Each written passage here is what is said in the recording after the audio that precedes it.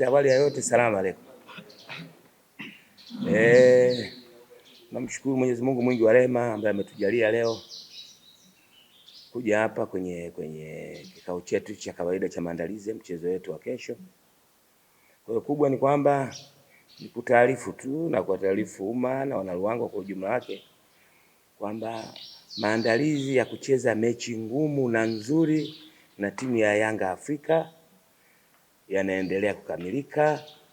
Yamekamilika kwa sehemu kubwa kwa sababu ya leo train, lakini na kubwa kingine ni kwamba bado muda masaa ni mengi zaidi ya masaa 24. Kwa hiyo mpaka sasa hivi tunakwenda vizuri, lakini kubwa kwamba naombea tu vijana wangu kwamba Mungu awajalie leo train tena session yetu ya mwisho wakapumzike vizuri na kesho aje watimize wajibu wao.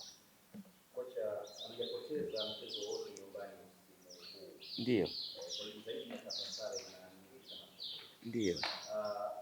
Kipi kiko nyuma ya mafanikio haya kwa nyumbani, lakini kuelekea mchezo wa kesho rekodi hii inaweza kuwa inazungumza. Ukweli ni kwamba tunapokuwa tuko nyumbani, unajua kabisa ni kwamba tunacheza nyumbani, tuna supporters wetu, tuna fans wetu, tuna wanachama wetu, tuna wanaruangwa wenyewe, tuna Namungo wenyewe wale kindaki.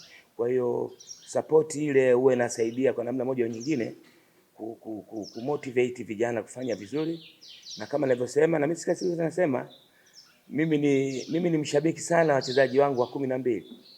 Na mchezaji wangu wa 12 ni supporters wetu, fans wetu ambao wanajitokeza kwa wingi wakisha kwamba wanasupport wenzao ambao wanakuwa kwenye field, sio? Kwa hiyo utaona kabisa kwamba kuna vitu ambavyo vinachangia vijana kufanya vizuri wakiwa nyumbani. Wakati unafundisha timu nyinginezo umekutana na Yanga mara nyingi. Uzoefu wa kukutana na timu kubwa kama hii. Huwa unaweza kusaidia kwa namna moja au nyingine katika kuwaweka wachezaji kwa kwenye hali nzuri kuelekea kwenye mchezo husika. Moja ya majukumu yangu ni kuhakikisha kwamba ni kuitengeneza timu na kuwa tayari kushindana na yeyote. Haijalishi niko wapi.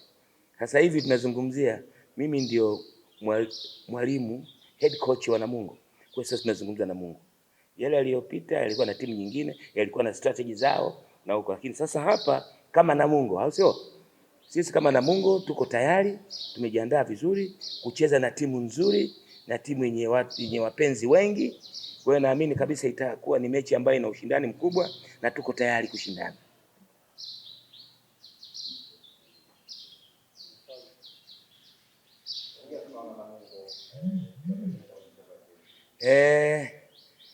Wana Namungo, wana Ruangwa, wapenzi wa soka, mashabiki wetu wale kindaki ambao mimi ndio wachezaji wangu wa 12. Basi niwaombe kwa Mwenyezi Mungu kwamba leo walale salama, waamke salama na kesho waje watimize wajibu wao wa kuwasupport wachezaji wenzao 11 ambao watakuwa kwenye uwanja wakiwakilisha Namungo. Naamini kabisa, na mimi siku zote wao wanasema ndege wafanana nao ndio wanaoruka pamoja. Kwa maana hiyo naamini kabisa kwa uwezo wa Allah inshallah, kwa maandalizi yaliyopo, naamini kabisa kwamba mechi itakuwa ni ngumu yenye ushindani, lakini tumejiandaa kufanya vizuri na mwisho yote kwa uwezo wa Allah inshallah kupata matokeo yaliyokuwa mazuri. Namshukuru Mwenyezi Mungu mpaka sasa hivi sina majeruhi yoyote, na ndio maana kwanza nilitanguliza kuwaombea kwa Mwenyezi Mungu kwamba waendelee hivyo, siku ya leo ipite, wakalale salama, waamke salama, washinde salama, na jioni waje watimize wajibu wao, kwa sababu kuna haki na wajibu. Haki na wajibu vinarandana hivi, vinaenda pamoja. Kwa hiyo naamini kabisa kwa uwezo wa Allah inshallah, kwa maandalizi tunayofanya tutajua kushindana vizuri na kupata matokeo yaliyokuwa mazuri inshallah.